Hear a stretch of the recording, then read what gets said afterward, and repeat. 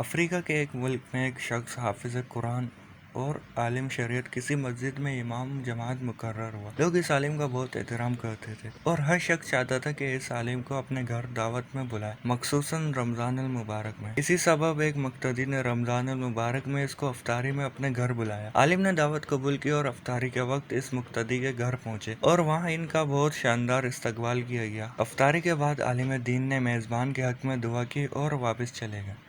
مقتدی کی زوجہ نے عالم کے جانے کے بعد مہمان خانے کی صفائی ستھرائی کی تو اسے یاد آیا کہ اس نے کچھ رقم مہمان خانے میں رکھی تھی، لیکن بہت تلاش کے باوجود وہ رقم اس عورت کو نہیں ملی اور اس نے اپنے شوہر سے پوچھا کہ کیا تم نے وہ رقم لی ہے؟ شوہر نے جواب دیا نہیں، اور پھر اس نے یہ بات شوہر کو بتائی کہ مہمان کے علاوہ کوئی دوسرا فرد ہمارے گھر نہیں آیا تھا اور ہمارا بچہ دوسرے کمرے میں تھا اور جھولے میں رہنے والا اتنا چھوٹا سا بچہ چوری نہیں کر سکتا۔ بالآخر دونوں اس نتیجے پر پہنچے کہ رقم مہمان نے چوری کی ہے، اور یہ سوچتے ہوئے میزبان کے غم و غصے کی انتہا نہ رہی کہ ایسا کیسے ہو سکتا ہے کہ ہم نے اسے اتنے عزت و احترام کے ساتھ اپنے گھر بلایا اور انہوں نے یہ غلط کام کیا۔ اس شخص کو قوم کے لیے نمونہ عمل ہونا چاہیے تھا، نہ کہ چور اور ڈکیت۔ غم و غصے کے باوجود اس شخص نے حیا کے مارے اس بات کو چھپا لیا، لیکن درعین حال عالم دین سے دور دور رہنے لگا تاکہ سلام دعا نہ کرنی پڑے۔ اس طرح سال گزر گیا اور پھر رمضان المبارک آ گیا اور لوگ پھر اسی خاص محبت و جوش و خروش کے ساتھ عالم دین کو اپنے گھروں میں افطاری کے لیے بلانے لگے۔ اس شخص نے اپنی زوجہ سے کہا کہ ہمیں کیا کرنا چاہیے، مولانا صاحب کو گھر بلائیں یا نہیں؟ زوجہ نے کہا بلانا چاہیے، کیونکہ ممکن ہے مجبوری کے عالم میں انہوں نے وہ رقم اٹھائی ہو، ہم انہیں معاف کر دیتے ہیں تاکہ اللہ بھی ہمارے گناہ معاف کر دے۔ اور پھر اس شخص نے مولانا صاحب کو اسی عزت و احترام کے ساتھ اپنے گھر افطار پر بلایا، اور جب افطار وغیرہ سے فارغ ہو گئے تو میزبان نے مہمان سے کہا جناب آپ متوجہ ہوں گے کہ سال بھر سے آپ کے ساتھ میرا رویہ بدل گیا ہے۔ عالم نے جواب دیا ہاں، لیکن زیادہ مصروفیت کی وجہ سے میں تم سے اس کی وجہ معلوم نہ کر سکا۔ میزبان نے کہا میرا ایک سوال ہے، آپ مجھے امید ہے کہ آپ اس کا واضح جواب دیں گے۔ پچھلے سال رمضان میں میری زوجہ نے مہمان خانے میں کچھ رقم رکھی تھی اور پھر وہ رقم اٹھانا بھول گئی اور آپ کے جانے کے بعد